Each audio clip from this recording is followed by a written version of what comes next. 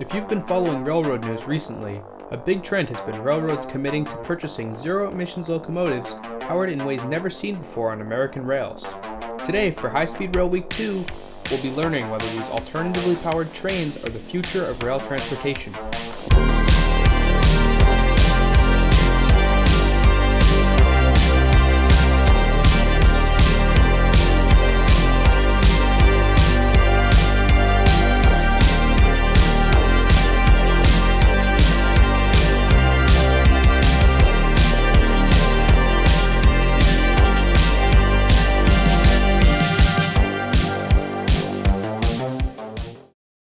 For the past 50 years, trains have been powered by one of two power sources, either diesel fuel or electric power captured from overhead catenary wires or third rail.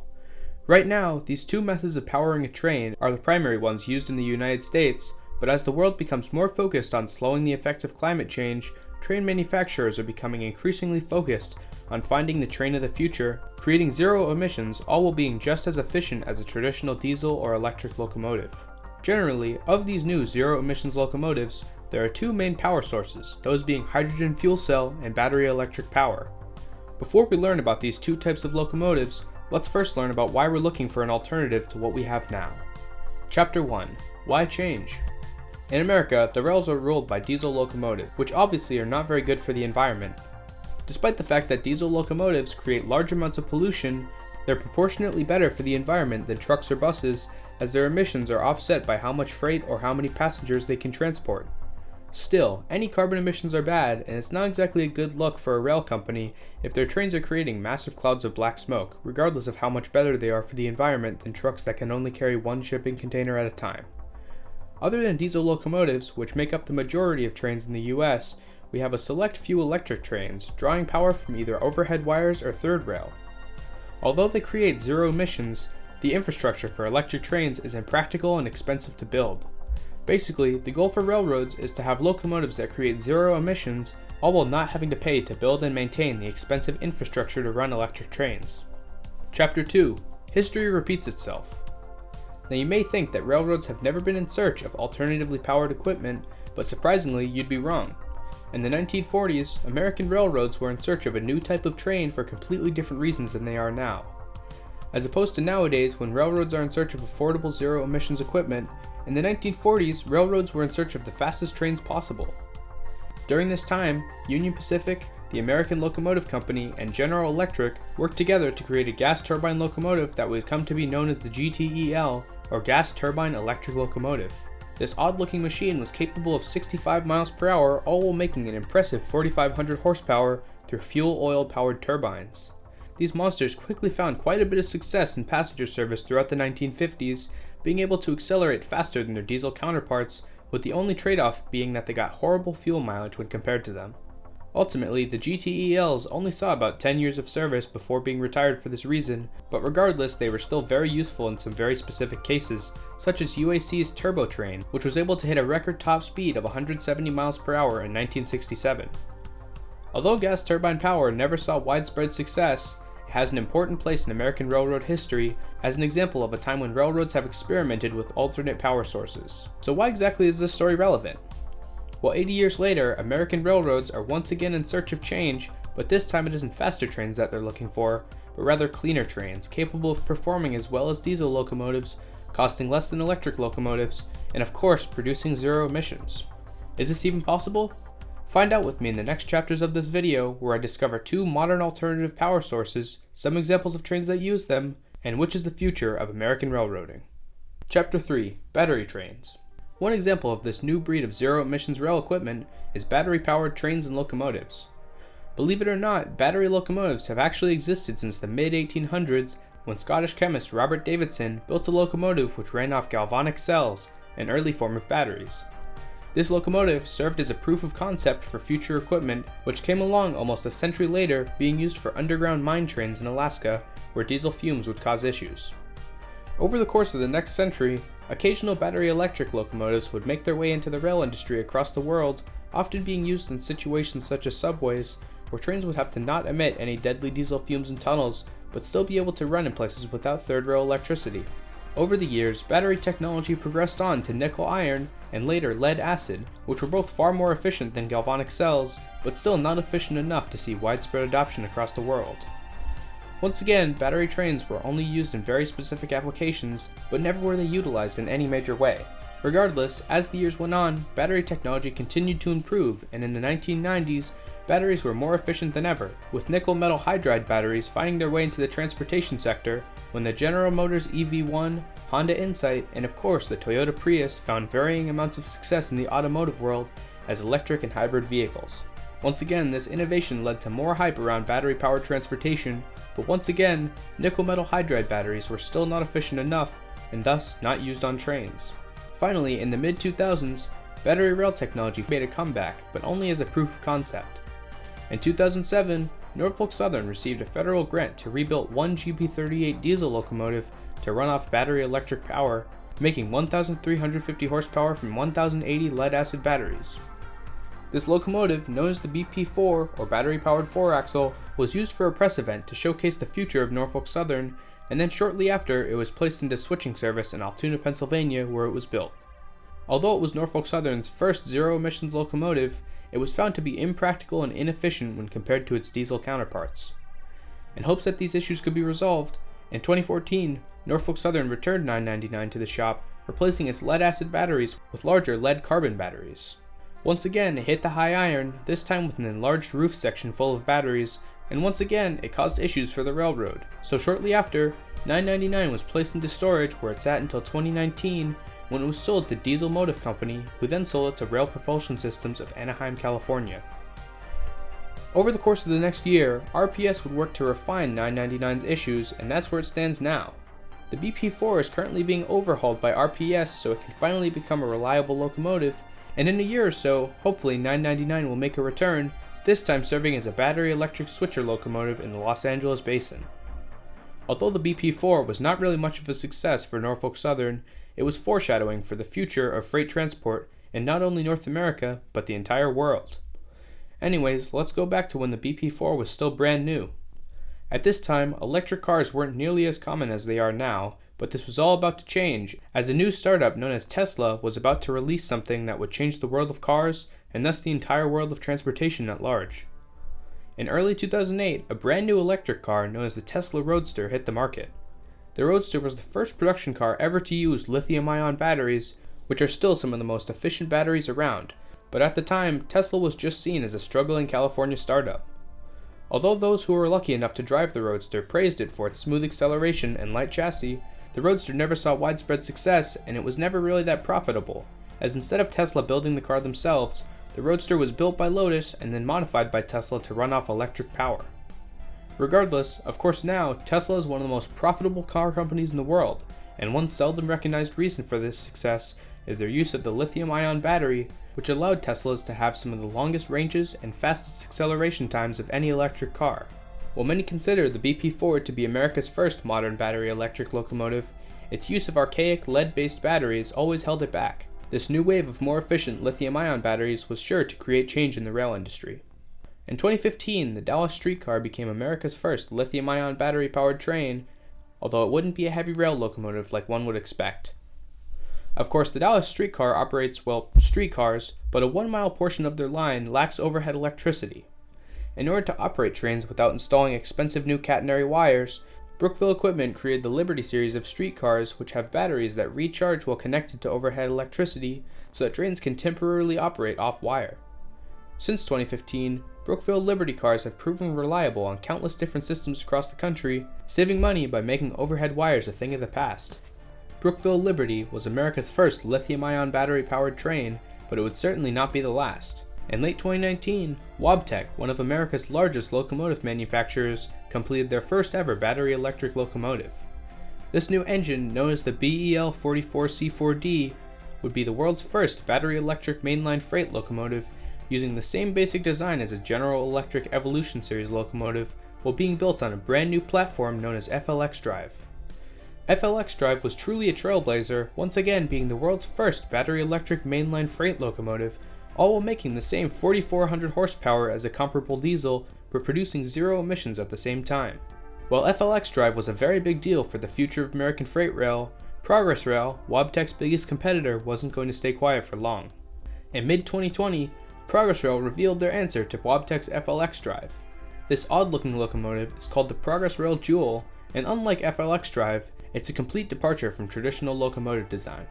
This brick-shaped locomotive is also intended for use as a long-distance locomotive, but it creates 1,400 fewer horsepower than FLX drive and weighs just over half its weight.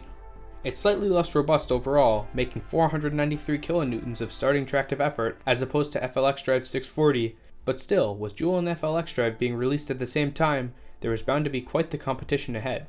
Soon enough, both manufacturers made plans to begin initial testing for their battery locomotives, with Wabtec testing their FLX drive locomotive on BNSF in California in early 2021, and Progress Rail planning to test their Jewel locomotive on the Pacific Harbor Line a few months later. At this point, FLX drive has successfully completed testing, while Jewel hasn't been delivered yet, but hopefully that'll change soon. Regardless, even if it hadn't been for the delays in the delivery of Jewel, it was still pretty clear that FLX drive was a better locomotive overall due to its additional power over its competitor, but that would soon change as in early 2022, Australia's FMG would order two brand new 8-axle Jewel locomotives known as BE14.5 BBs. When delivered, these giants will be about as powerful as FLX drive locomotives while having two extra axles for increased traction. Anyways, as of 2022, both locomotives have received quite a few orders from railroads, despite the fact that battery power is still relatively new in the rail industry. Wabtec's FLX drive is further along in its development process and thus has received the most orders, with 18 units being ordered by Roy Hill Mining, Canadian National, Rio Tinto, BHP, and Union Pacific. Slightly lagging behind with only 14 orders, the Progress Rail Jewel has been ordered by FMG, BHP, and Union Pacific. Of these orders, only 2 are for North American railroads, those being Canadian National and Union Pacific, with the most interesting being the latter, in which UP ordered the most battery locomotives of any railroad in the world, with a total of 20 to be delivered. Included in this massive order is 10 locomotives from each manufacturer, which makes it clear that Union Pacific intends to pit these two locomotives together in order to figure out which is the best, so when they're delivered in 2024, it'll certainly be an interesting testing phase to watch. Considering the fact that Union Pacific is North America's largest railroad, their massive order of battery electrics will most likely inspire even more railroads to follow suit, especially considering the fact that UP is committed to having net zero greenhouse gas emissions by 2050. Obviously, in order to do this, Union Pacific will need to get rid of all their diesel locomotives, so whichever manufacturer produces the better battery locomotive will most likely receive an order of unprecedented size for Union Pacific, most likely for the replacement of their entire fleet of over 8,000 diesel locomotives. Regardless, that won't be for a long time, but what won't be in a long time is the first wave of battery locomotives hitting the rails in North America.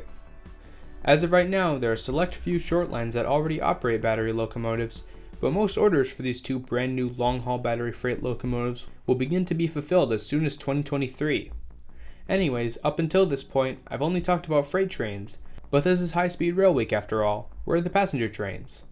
Well, the truth is that government-funded passenger railroads can't afford to test out new innovations like privatized railroads can, so generally, freight railroads are the first to innovate and then passenger railroads follow.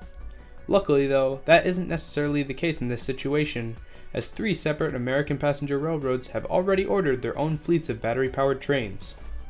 In April of 2021, within days of each other, 2 of the biggest commuter rails in the country announced their plans to test battery power out.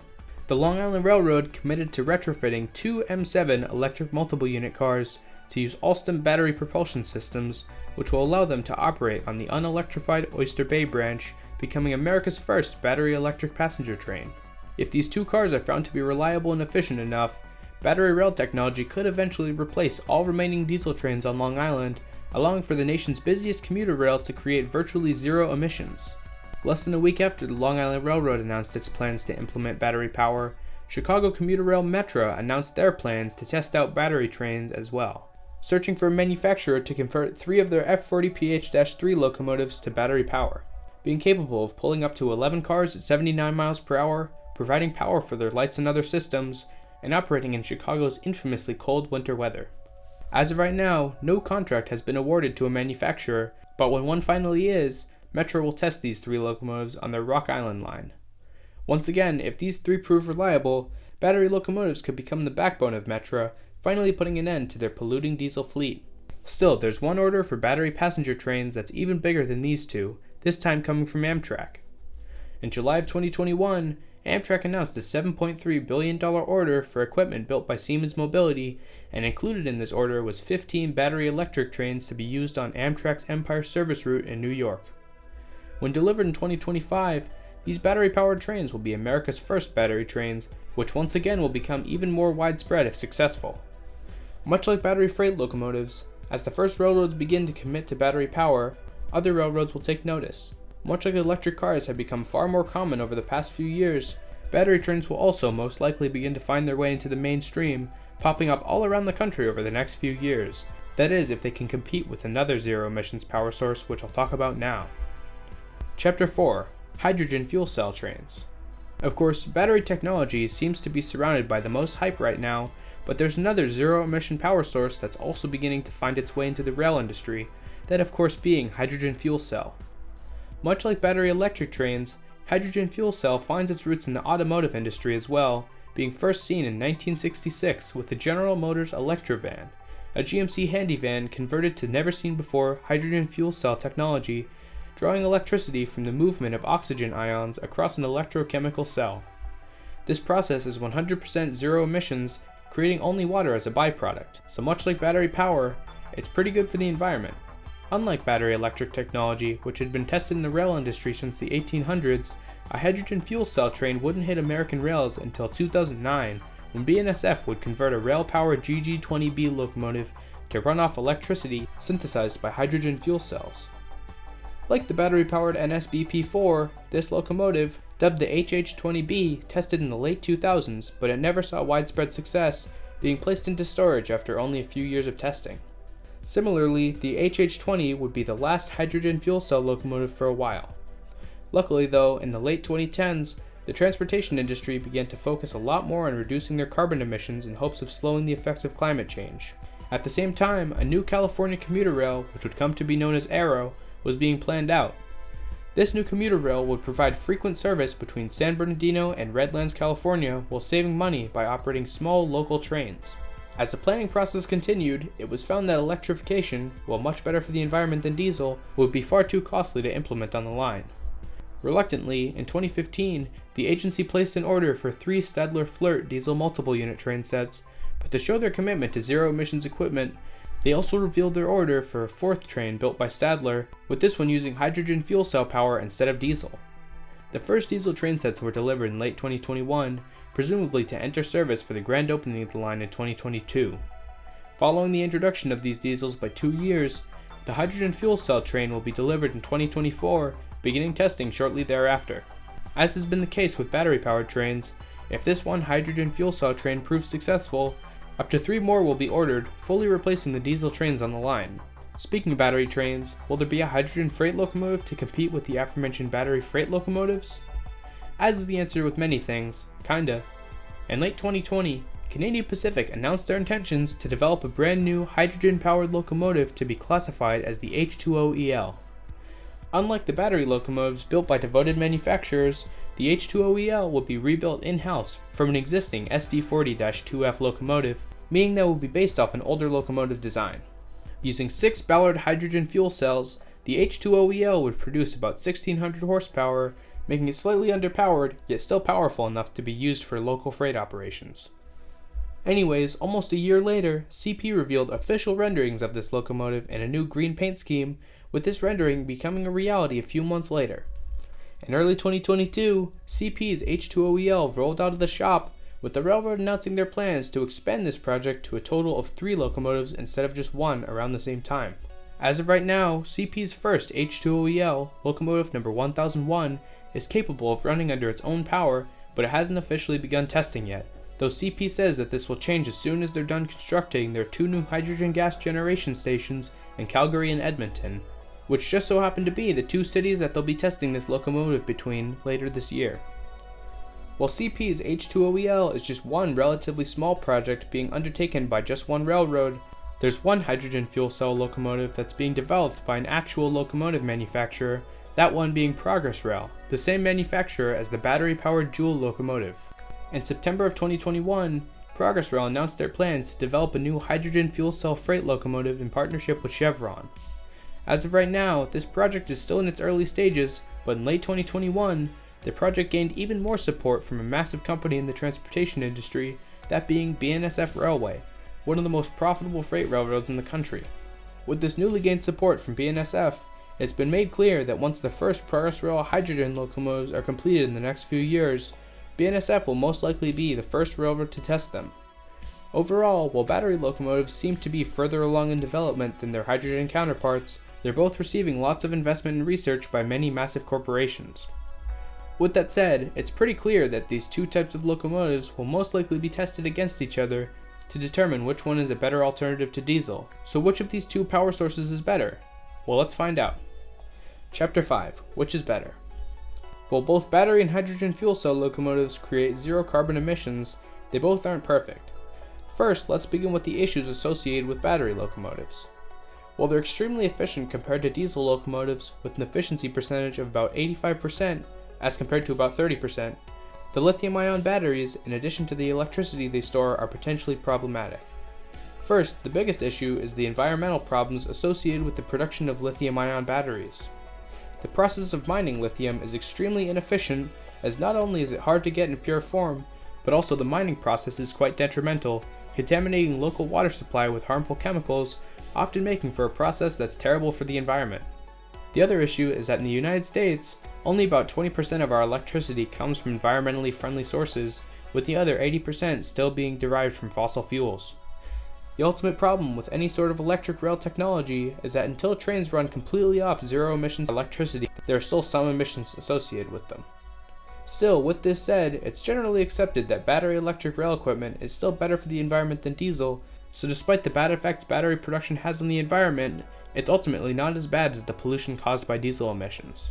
Now how about hydrogen fuel cell? Isn't the only emission water? Yes, hydrogen fuel cell creates zero emissions, but that doesn't mean that it's the perfect solution. With an efficiency rate of about 60%, it's not as effective as battery electric power, but that's not the big problem. Electrolysis, the process of creating the hydrogen gas used by fuel cell trains, is only about 80% effective, bringing the overall efficiency of fuel cell down to about 50%. Still better than diesel, but much worse than battery electric. Additionally, the cost of creating the facilities needed to create hydrogen gas is quite high. Overall, both of these power sources are much better than diesel and cheaper than overhead or third rail electricity, but they both have their pitfalls. That's why railroads are placing their bets when it comes to the future, with railroads such as Canadian National and Union Pacific banking on battery electric, and Canadian Pacific and BNSF banking on hydrogen. With this, it's clear that no railroad knows for sure which of these two alternative power sources are better, and that makes it a very important topic in the rail industry. But right now, neither of these power sources are ready to be fully implemented, and that's why over the next few years it'll be very interesting to see what happens in this battle for dominance in the American rail industry. This has been an episode of American High Speed Rail Week 2 presented by WorldwideRailfan. If you're watching this when it's new, stay tuned for tomorrow's episode, but if you're watching this after it's been uploaded, then click on the end cards to see the previous and preceding videos of this series.